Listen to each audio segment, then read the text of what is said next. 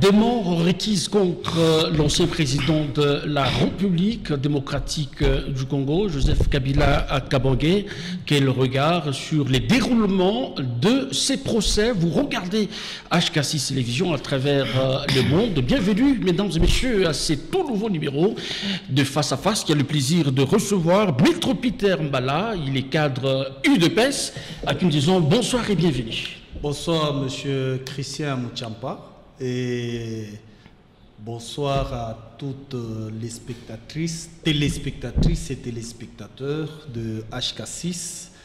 Permettez-moi de souhaiter mes condoléances les plus attristées à toute la communauté Sangha dans les territoires de Kambove pour le décès du grand chef Sa Majesté Mukumbi Kalenga Sokwe, à qui toute la famille recevez mes condoléances les plus attristées. Merci bien. En face de vous, Maître Mohamed Eyenga, il est au cadre en vol. À qui nous disons également bonsoir et bienvenue. Bonsoir Monsieur Christian, merci de l'invitation. Bonsoir aux honorables téléspectateurs de cette émission.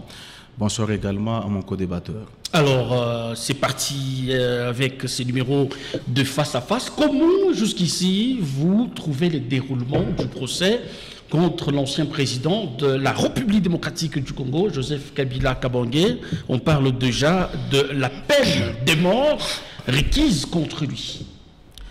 En tout cas, merci beaucoup de la question. Je pense que c'est une thématique très importante parce que c'est une question qui intéresse un ancien président de la République qui a dirigé ce pays pendant 18 ans et aujourd'hui qui est accusé, dont plusieurs chefs d'accusation pèsent notamment sur lui, pèsent sur lui effectivement, et le dossier est pendant au niveau de la haute cour militaire à Kinshasa.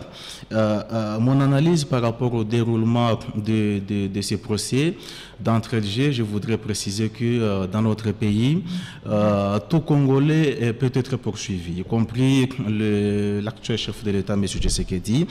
Donc, tout Congolais, pour une raison X ou Y, peut être poursuivi, mais en suivant un certain nombre de procédures prévues par la loi. Et donc, quant à ce qui concerne le cas de M. Joseph Kabila, je voudrais rentrer d'abord au niveau avant la saisine de la juridiction compétente, parce que comme vous le savez, il y a eu un débat houleux au sein de l'opinion, lequel débat était focalisé sur la levée des immunités de M. Kabila. Il y a quand même une loi qui a été mise en place avant 2018, j'oublie la date précise, c'est la loi portant statut des anciens présidents de la République qui prévoit noir sur blanc qu'un ancien président de la République ne peut être poursuivi pour des faits commis après sa présidence, qu'après justement la levée de ses immunités par le Congrès. Et là, il y a eu un raccordement frauduleux qui a été opéré à Kinshasa pour des raisons faciles à deviner, qui a fait à ce que c'est le Sénat qui avait levé les immunités de M. Kabila, qui est actuellement poursuivi par la haute cour. Alors, quant à ce qui concerne le déroulement de ces procès, il y a plusieurs charges qui pèsent contre M. Joseph Kabila. On parle notamment du soutien à un mouvement insurrectionnel, on parle des actes de génocide, etc. Mais on se rend compte beaucoup plus qu'il y a beaucoup plus de la comédie, beaucoup plus vous parlez de la comédie du théâtre, parce que vous avez certainement suivi les avocats de la République, ceux-là qui défendent les intérêts de la République, mais qui malheureusement, au lieu d'avancer des arguments solides ou de présenter des preuves à charge de M. Joseph Kabila, mais ils ont passé du temps entre de faire les relais de toutes les déclarations qui ont toujours été alléguées sous les manguiers par les parlementaires debout. Alors, bien compris. Maître Peter Mbala, la même question, les déroulements de ces procès, c'est quoi votre analyse? De prime abord, je veux dire que nous sommes en train de constater que la justice est en train de prendre l'ascenseur. Aujourd'hui, au moins, personne ne se dira, comme vous venez de le dire, excusez-moi la tautologie, nul n'est au-dessus de la loi. En primaire, nous devons savoir que si aujourd'hui Joseph Kabila, Hippolyte Kanambe Kazembere Mutware, de son vrai nom, alias Joseph Kabila, est poursuivi par la haute cour militaire, c'est du fait des actes ignobles constatés par tout Congolais en se reliant au mouvement terroriste du M23 et derrière l'agresseur Paul Kagame le Rwandais. Donc le déroulement du procès a respecté les valeurs et les normes juridiques. Du fait que toutes les parties opposées,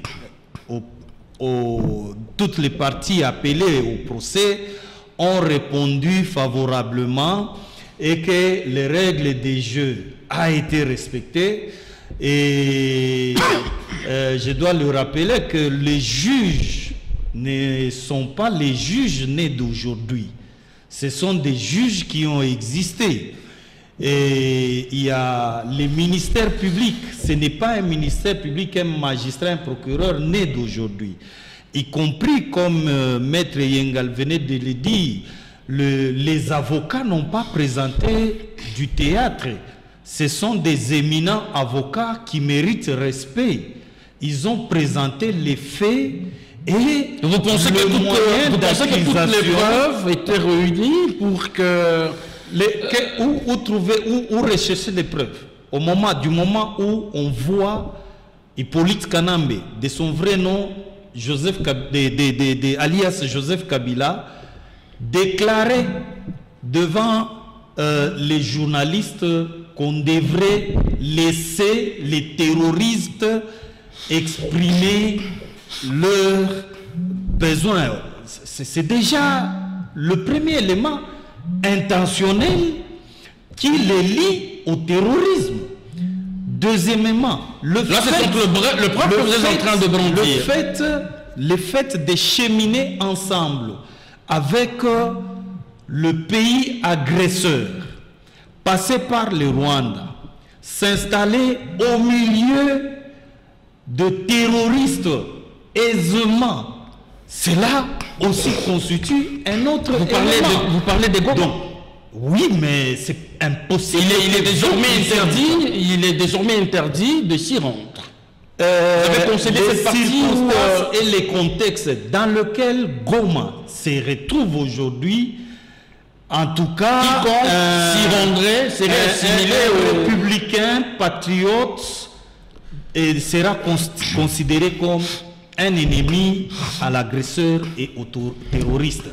Donc, le procès a bien évolué et nous ne pouvons pas à ce stade s'interférer parce que la décision finale n'est pas encore rendue. On ne veut pas. Les indices le démontrent déjà.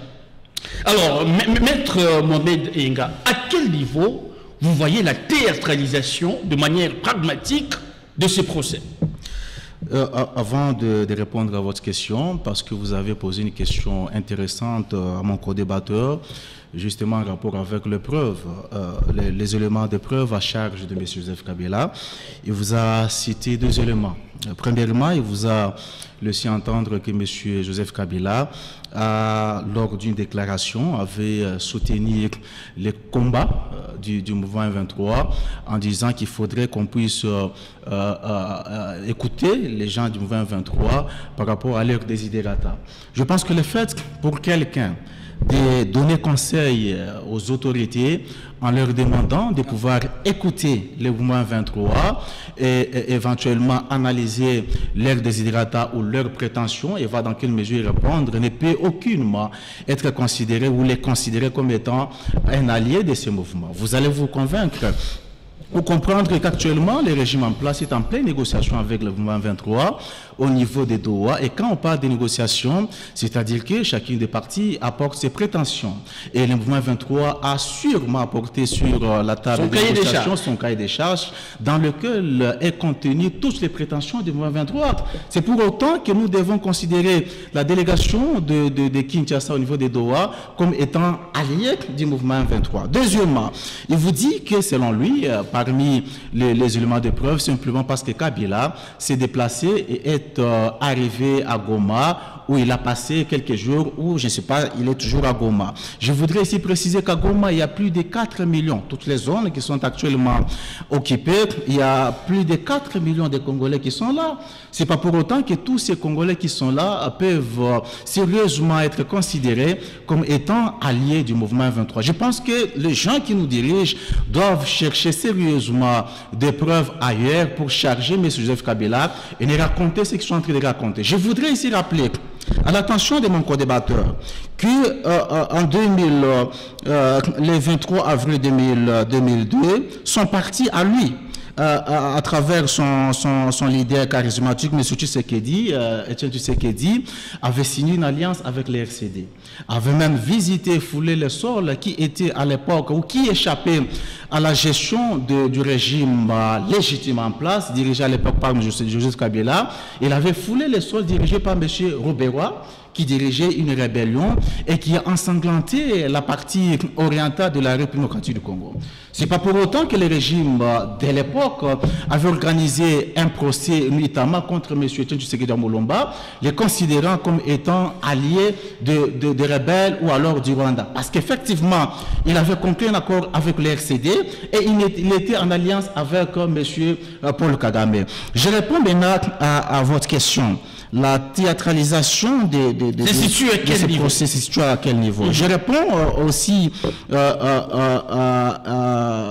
la déclaration de mon co-débatteur qui a prétendu que j'ai manqué du respect aux éminents avocats. Non, ce n'est pas le cas. Et ce qui est évident est que parmi ces avocats de la République, il y a les membres de l'UDPS, ce qui est un droit légitime. Ah bon, vous avez dû identifier les membres de l'UDPS? À ma connaissance, ce n'est pas criminel. À ma connaissance, c'est pas criminel. Mais ce qui tique par rapport au comportement de certains de ces avocats, c'est non seulement le fait pour eux de pouvoir alléguer publiquement dans un procès en faisant recours à toutes les déclarations que nous avons toujours entendues dans les différentes plénières des parlementaires debout, où on raconte des histoires à dormir debout, mais également le fait pour eux de violer pratiquement la déontologie, parce que ici il faudrait préciser... Vous parlez de quelle déontologie? Justement, il faudrait préciser que conformément à notre Constitution, la Constitution dispose que tout celui qui est accusé est présumé innocent jusqu'à ce que sa culpabilité soit établie par une décision judiciaire définitive. Et s'il faudrait préciser que M. Joseph Kabila, bien qu'il ne s'est pas présenté, mais Kabila n'est pas encore condamné. Donc personne n'a le droit aujourd'hui, sauf les juges bien sûr, de considérer de traiter Kabila comme étant un criminel, un cannibale, avec toutes les qualifications que certains avocats de la République se sont permis, sans réunir honte, de pouvoir déclarer publiquement.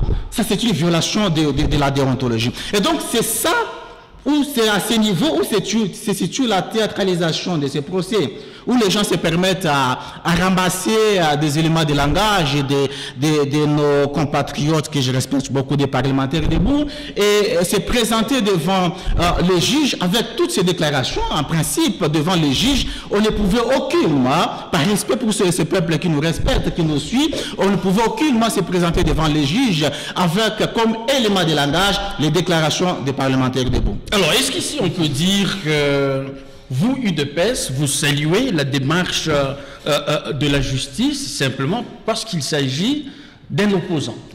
Mais pourquoi pas? C'est la justice congolaise. Vous voulez qu'on salue la justice simplement parce qu'il s'agit d'un opposant? Mais non. Monsieur Hippolyte Kanambe Kazemberere, alias Joseph Kabila, a péché contre la République démocratique du Congo qui lui a tout donné.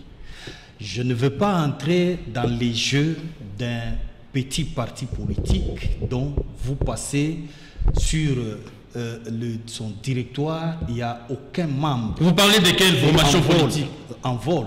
Vous qualifiez de petits partis politiques? Il parle trop des parlements de gauche. Je dois rappeler à Envol que la clameur publique peut constituer, pousser les juges à statuer sur un cas avéré ou révélé. Et lorsque déjà en 2001, Baba Kyungwa Kumwanza se tient debout pour dire celui-ci, ce n'est pas notre fils. Lorsque Ngoyi Mukena, parce qu'il ne fait pas référence à ces vaillants Congolais, rappelez-vous qu'en 2001, Monsieur Hippolyte Kanambe Kazembere était contesté. D'abord ici au Katanga par Baba le patriarche, Baba Kyungwa Kumwanza, qui nous avait dit ce monsieur n'est pas le fils à Mouzé Laurent Désiré Kabila. Vous vous souvenez qu'il y avait même des marches, des colères contre. Il n'était pas de déclaration politicienne. Non, mais déjà au début, Baba Kyungwa n'est pas n'importe qui. Baba Kyungwa avait toutes les informations et surtout lorsqu'il concerne l'espace Katanga.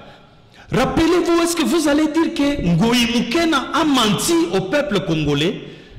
Il a dit de son vivant qu'il avait reçu mission de chercher comment faire accepter M.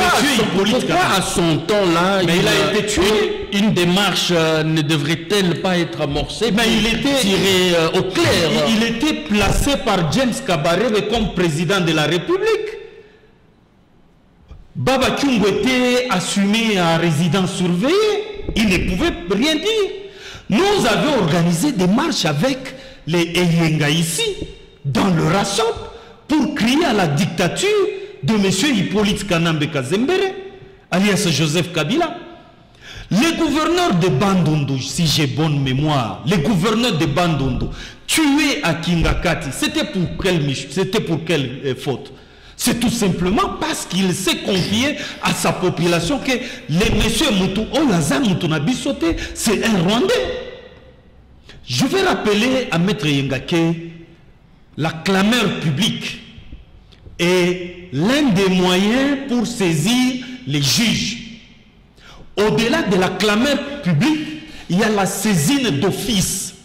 Et la haute cour militaire ne s'est pas saisie d'office, c'est sur base d'une requête déposée au Sénat aux fins d'obtenir la levée de ses immunités et l'autorisation des poursuites. Et c'est une bonne procédure. Aujourd'hui, on ne peut pas nous dire le contraire. Les mêmes opposants qui ont crié au voleur, aujourd'hui deviennent avocats du voleur. Ben, on s'est dit, il n'y a pas de politiciens en République démocratique du Congo. Il n'y en a pas. On s'entendait à des politiciens qui pouvaient convaincre par des discours républicains comme nous, UDPS, avec nos parlementaires debout le faisaient. Aujourd'hui, c'est un vide sur le terrain. Maître Mohamed Eyenga, on sent que vous de l'opposition, vous semblez aujourd'hui crier pratiquement à cette démarche, selon vous, qui serait biaisée en justice, Joseph Kabila Kabange. Qu'est-ce qui expliquerait ces renforcements de points de vue? Nous avons il y a peu suivi Moïse Katumbi par l'entremise de sa formation politique Ensemble et tant d'autres opposants qui tirent à boulet rouge sur ces procès. C'est quoi ce qui vous anime? Est-ce par amour de votre caucus d'opposants ou par rationalité de fait? Bon, messieurs les journalistes, moi je pense que c'est par rationalité des faits. Ici, j'ai comme l'impression qu'on veut déplacer les débats. Il est vrai que M. Kabila a dirigé ce pays pendant 18 ans. Il est vrai que M. Kabila n'a pas été parfait dans la gestion de la Res Publica sous son règne. Il a certainement à boire et à manger. M. Kabila, des fois, s'est comporté en dictateur, parce que nous tous, on a été victimes. C'était comme ça, parce que nous étions... De la même façon que Kabila, parce que ici, il faudrait préciser qu'il n'y a pas le diable d'une part, et les saints d'autre part. On ne va pas dire que M. Tshisekedi est saint, M. Tshisekedi, dans les différentes actions qu'il pose, il y a des points positifs et les points négatifs.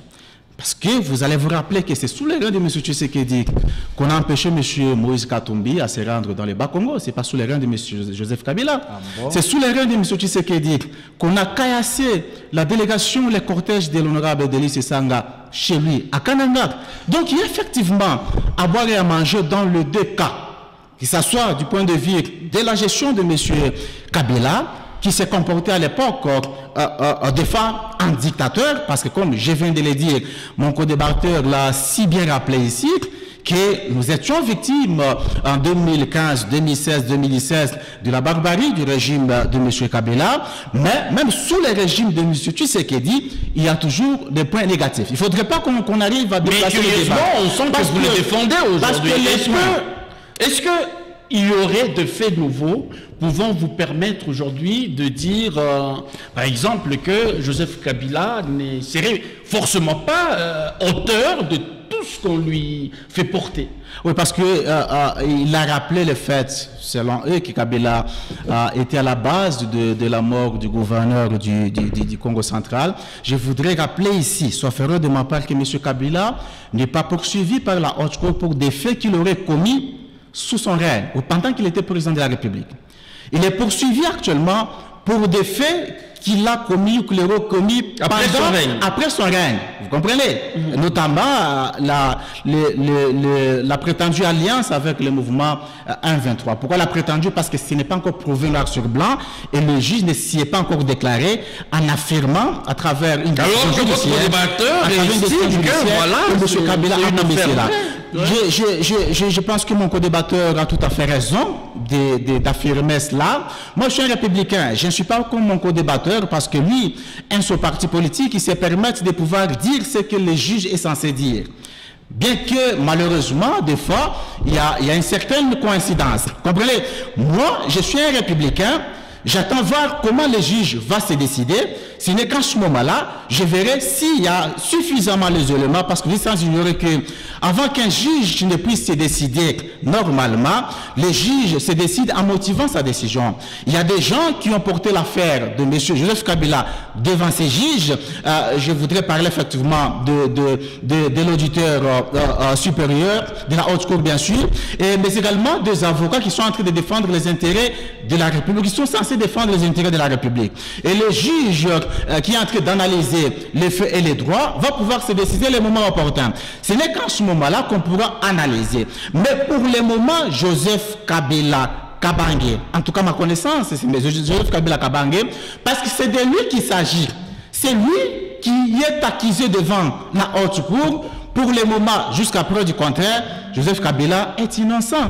Parce qu'il n'y a pas encore une décision qui a été prise par l'autorité compétente qui n'est rien d'autre que le juge. Maître Mohamed Yenga, selon vous, qu'est-ce qui aurait empêché à Joseph Kabila de se présenter et de clamer son innocence? En tout cas, je n'ai pas de précision. Je voudrais préciser ici que je ne suis pas porte-parole de M. Joseph Kabila. Mais vous sentez un peu l'été en tant qu'opposant, c'est cela? En tant qu'opposant, nous souhaitons que le véritable état des droits puisse fonctionner. Parce que dans un véritable état des droits, je ne parle pas de l'état des droits qui est écrit à longueur de journée par nos amis, dans un véritable état des droits, tout le monde est soumis à la seule puissance de la loi. Et non au sentiment des parlementaires debout ou à la volonté du chef de l'État. C'est pour cette raison que je parle du véritable état des droits. Vous allez vous rappeler que Kabila, ça fait plus d'une année ou de 2 ans qui n'est plus avec nous, qui n'est pas en République démocratique du Congo. Et donc il a certainement des raisons qui ont fait à ce qu'il ne puisse pas venir se présenter devant le juge. Et même alors, l'affaire continue parce qu'il y a certainement un défaut qui sera retenu contre lui. Mais ce que nous souhaitons en tant qu'opposants républicains, c'est que le juge puisse se décider en connaissance des causes, que les juges se décident en toute indépendance. Vous savez que dernièrement, il y a un acteur politique de taille qui a déclaré que notre justice est sérieusement malade. Mais nous ne voulons pas qu'il y ait la politisation de l'affaire ou de l'affaire qui est pendante devant la haute cour parce que vous savez que Kabila est opposant. Et quand on vous dit, et c'est le chef de l'État qui déclare, et par après, c'est son ministre de la Justice qui vient renchérir en disant que notre justice est malade, mais s'il faudrait préciser qu'elle est malade notamment parce qu'il y a une forte politisation de la justice. Et quand on parle de la forte politisation de la justice, ce n'est pas du fait des opposants que nous sommes, mais c'est du fait de ceux-là qui sont au pouvoir. Donc, quand la loi déclaré publiquement que notre justice est sérieusement malade. Quand la loi est dite en votre défaveur, là la justice devient malade. Vous voulez tirer les draps de votre côté, visiblement. Eh bien, ce n'est pas moi qui l'ai dit, la justice est malade. Mais ce que nous souhaitons dans le déroulement de ces procès, mais également dans sa conclusion, que la justice démontre qu'elle n'est pas malade.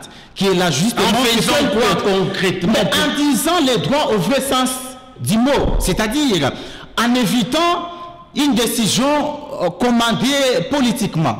C'est ce que nous souhaitons, que ça donne. Que la justice fonctionne normalement, en toute indépendance, en évitant toute décision commandée politiquement. À ce moment-là, les peuples congolais comprendront que cette justice est en train de guérir. Alors, Maître Peter, on parle de la cohésion nationale, du dialogue qui doit à tout prix prévaloir en République démocratique du Congo, avec pratiquement la peine de mort requise contre Joseph Kabila. Ne voyez-vous pas qu'à une certaine mesure, ça risquerait de fragiliser cette cohésion tant vantée?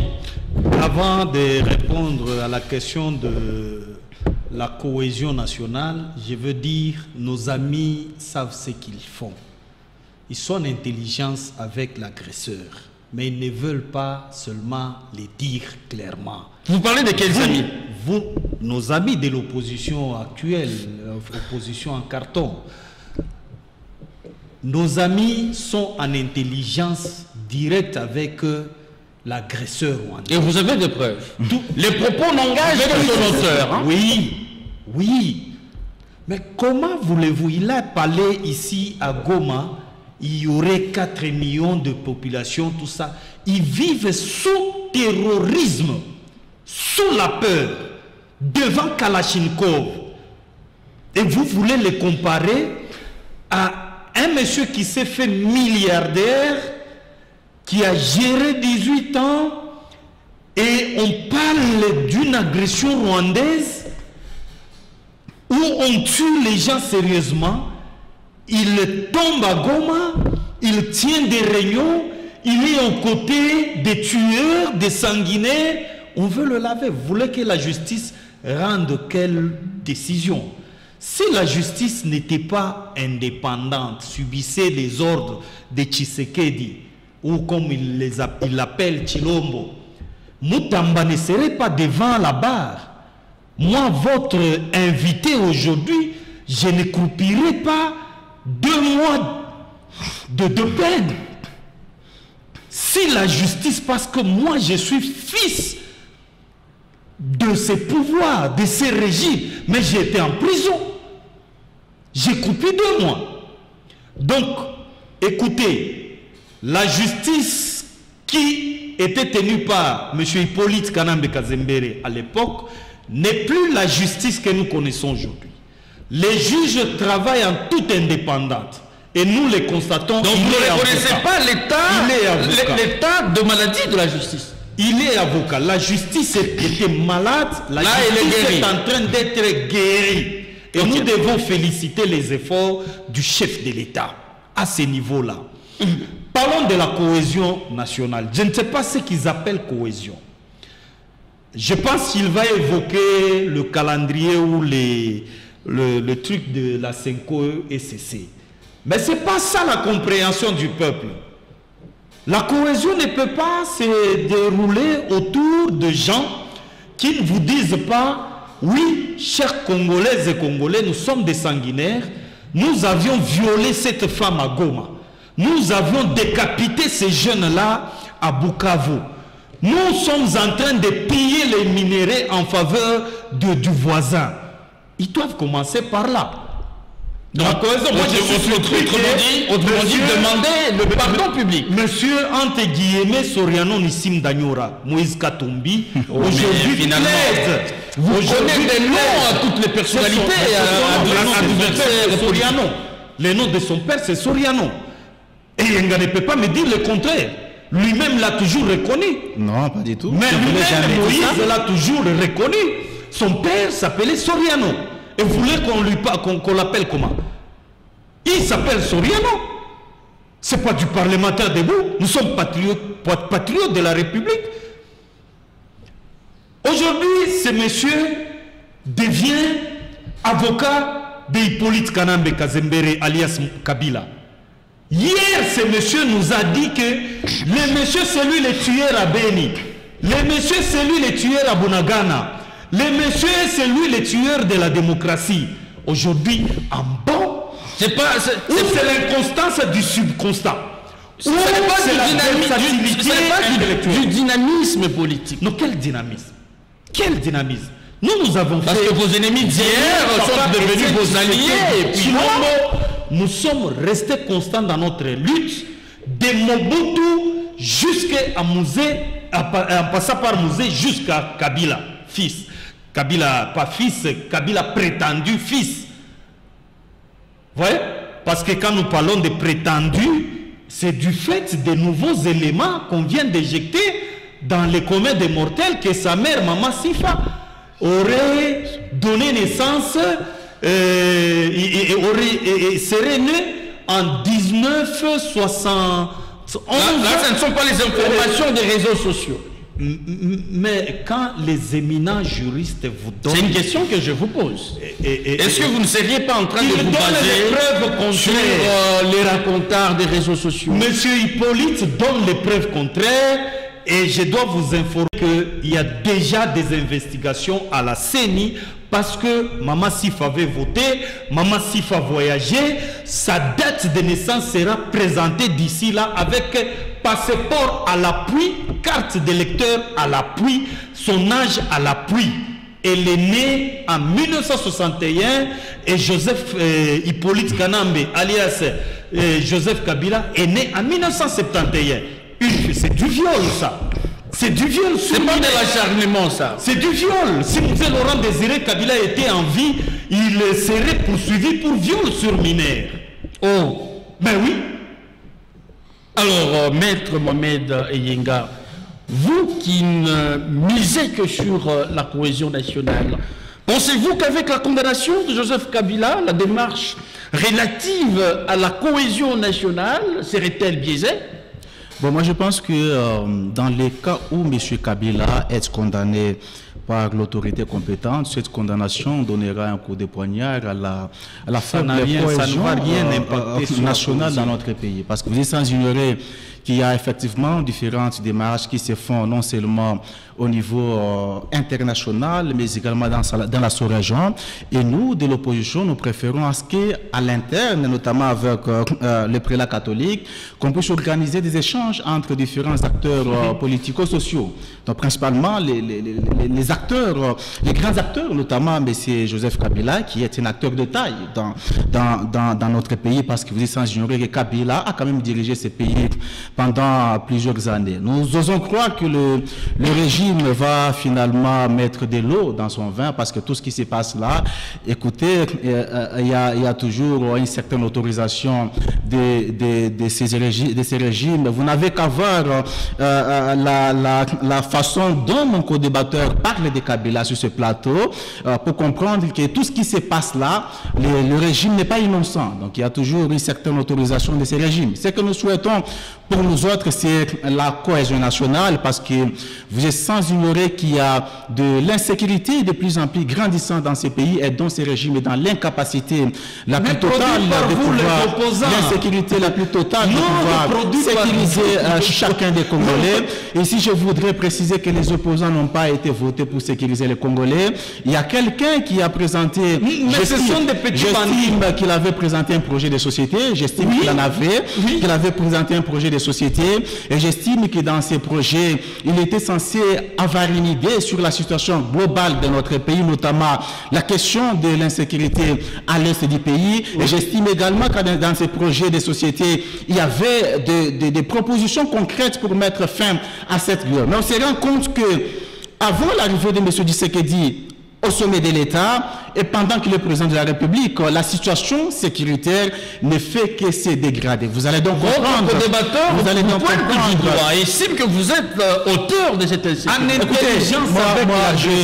Nous sommes habitués des différentes déclarations venant de leur part. Et même les Congolais savent finalement que les parlementaires debout ils peuvent tout raconter. C'est de leurs droits les plus légitimes. Et donc, vous allez comprendre que avant l'arrivée de M. Tshisekedi et pendant qu'il est président de la République, il y a une certaine incapacité de ces régimes à pouvoir gérer sérieusement et efficacement la question de la sécurité de notre pays ou la question de l'intégrité territoriale de ce pays. C'est pour cette raison que vous allez comprendre aujourd'hui qu'il y a une zone non négligeable, notamment une partie du nord et du sud qui échappe justement à la gestion du régime de M. Tshisekedi. Et vous êtes sans ignorer que M. Tshisekedi est considéré comme étant le commandant suprême. Mais vous avez affaire à un commandant suprême qui ne peut aucunement aujourd'hui fouler ou arriver à Bunagana, qui ne peut aucunement aujourd'hui arriver à Goma, qui ne peut aucunement aujourd'hui arriver à Bukavu. Et si le commandant suprême est dans l'incapacité d'y arriver,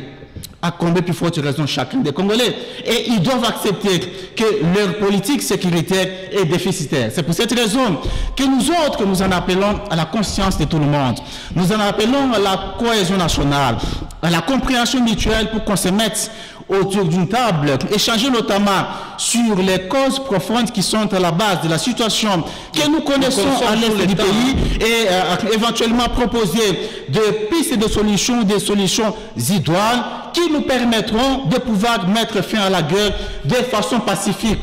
Parce que du point de vue militaire, notre armée, dont j'ai salué la bravoure de nos militaires, a démontré ses limites. C'est pour cette raison que Goma est occupé aujourd'hui. C'est pour cette raison que nous avons été défenestrés à Bunagana. C'est pour cette raison que Bukavu ainsi que d'autres agglomérations sont occupées actuellement. La voie de sortie actuellement, tout esprit consciencieux et raisonnable les déclare.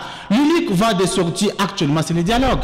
Allons-y parce que le commandant suprême qui est là, le commandant suprême qui est là avec ses militaires, eh bien, ils ont été défenestrés à Goma. Dialoguer avec qui? Il faut dialoguer avec tout le monde, y compris Nanga.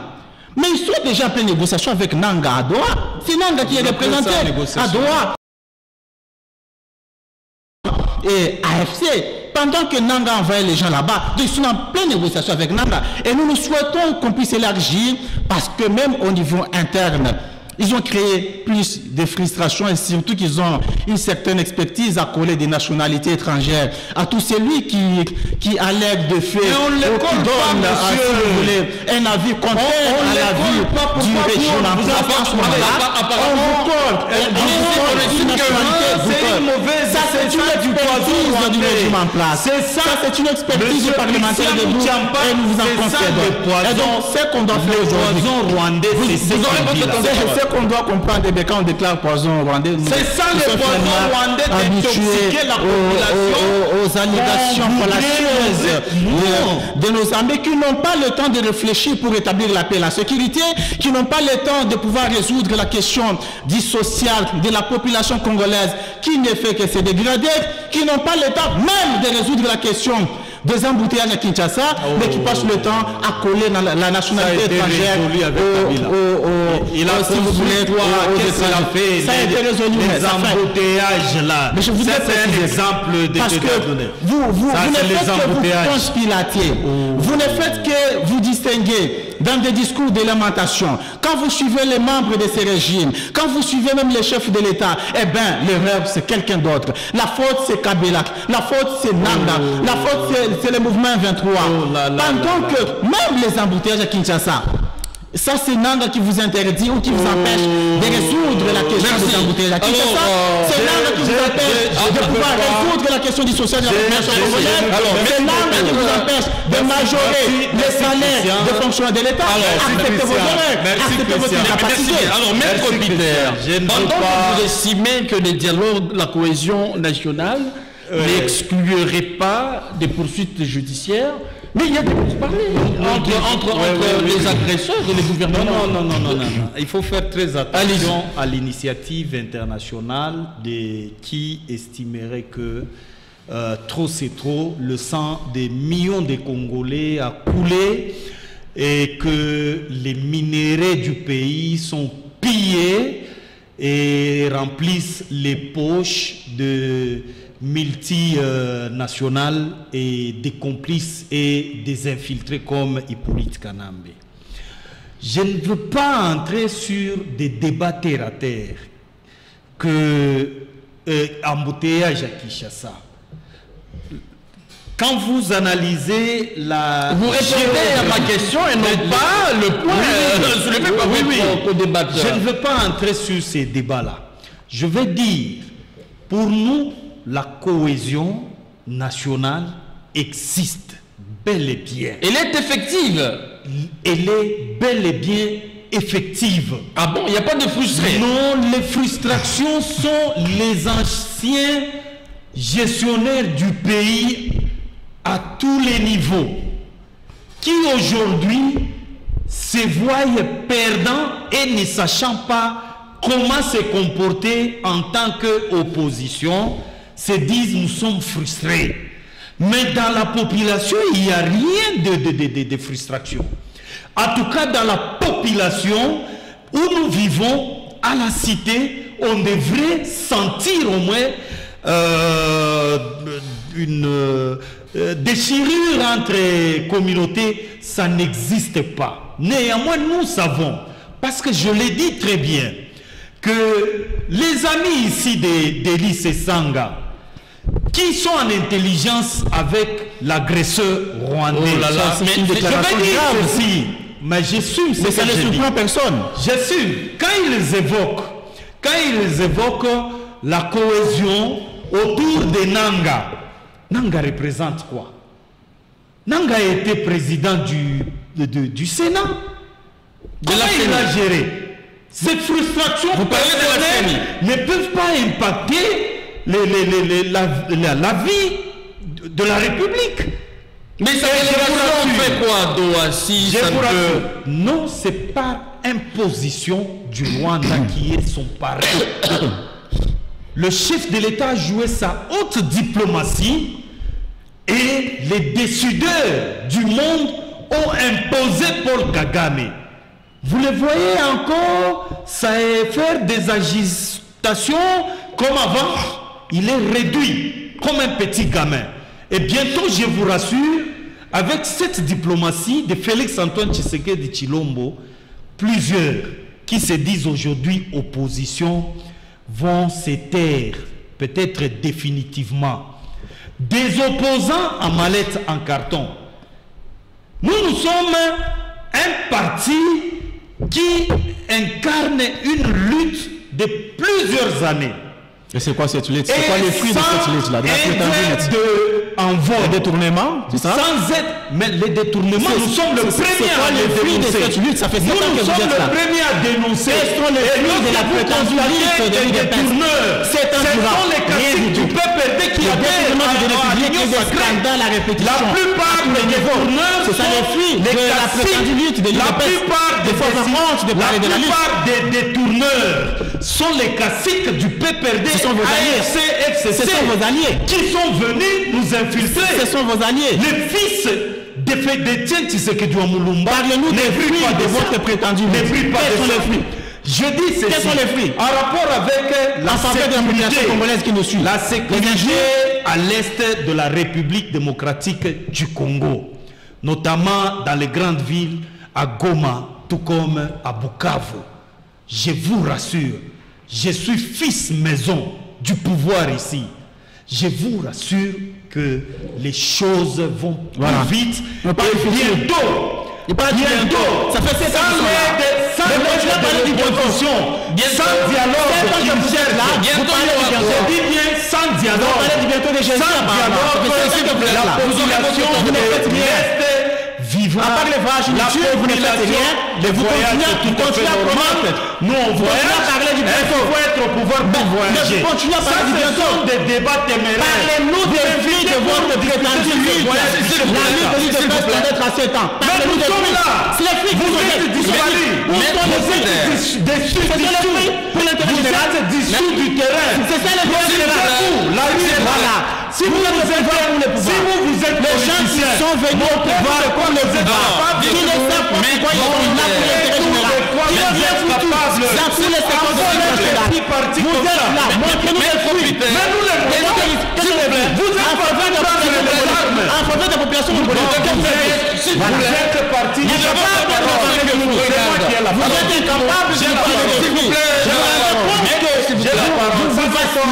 fruits. Vous n'avez rien foutu. Alors, voici, vous répondez à cette question. À quand le retour définitif de la paix? La paix revient d'ici peu. Quand? Et elle est déjà en voie d'être matérialisée. Lorsque vous voyez la délégation qui le chante ici, qui le loue, qui l'adore, de M23, être ado, il n'a pas chanté. Avant même de l'invitation. Soyons quand même corrects. Mais il n'y a personne qui fait l'apologie d'agression. Non, l'apologie des M23. S'il vous plaît. Nous devons rester rationnels. Je dis que j'assume, mais les téléspectateurs suivent. Il fait l'apologie des M23. Qu'est-ce que vous appelez apologie? Non, il fait l'apologie. Mais qu'est-ce que vous entendez par apologie? Il fait l'apologie du M22, l'agresseur. S'il vous plaît, restons rationnels. Nous restons rationnels. Et à quand? C'est bientôt, c'est d'ici là. Alors, attendez, vous chutez, ne lâchez pas la parole vite là. Allez-y. Les M23 s'est déplacé vite avant qu'elles ne reçoivent l'invitation officielle. Il s'est présenté là-bas. Les M23 connaissent la foudre qu'ils ont. C'est du parc. Cette guerre, n'est pas une guerre contre Félix-Antoine Tshisekedi Tshilombo seul. C'est une guerre contre la République démocratique du Congo. Merci. C'est une guerre pour justement piller les minéraux de l'Est et les minéraux stratégiques. Merci bien. Alors, je vous rassure que dès lors que les décideurs des agresseurs sera anéanti, cette opposition en carton. Merci. Existera. Alors, Maître Mohamed Yenga, quel message de paix, en quelques secondes, puisque nous n'avons plus de temps, lancez-vous à tous les Congolais qui vous suivent. Merci. Avant de lancer un message de paix, je voudrais ici préciser que les téléspectateurs qui sont en train de nous suivre ont finalement compris que mon co-débatteur qui a parlé de la prétendue lutte de l'UDPS pendant 37 ans était dans l'incapacité de parler des fruits de cette prétendue lutte en faveur de la population congolaise. En deuxième lieu, par rapport au message, c'est ça. Vous pouvez lui permettre. Est-ce qu'ils ont une histoire en politique de comparer les comparables? Et donc, par rapport au message des paix, compétent de Délice Sanga qu'on veut nous présenter. Délice Sanga, président de mon parti. Je ne sais pas qui est le leader de votre parti. Qui est le leader de votre parti? Vous pouvez les citer et comparer les deux. Moi, les leaders de mon parti, je peux les battre. On les met le président de mon parti. Le message de paix, ici. Comme message de paix, nous sommes respectueux des institutions. Notre souhait le plus constant est que, quant à ce qui concerne les sujets du jour, parce qu'on parle du procès de M. Kabila, que la justice, parce que la justice, en réalité, elle est une nation. Mais il s'agit d'une justice véritablement indépendante. Pas une justice qui prend des décisions basées sur des considérations politiques. Il faudrait que cette justice prouve à la face du monde qu'elle n'est pas dirigée par le genre que cette justice est sur le genre. Maître Mohamed Yenga, je rappelle que vous êtes merci à vous.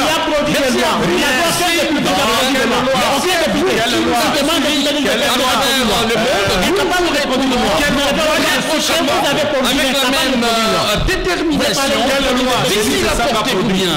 Voilà. Et ne vous informez même pas.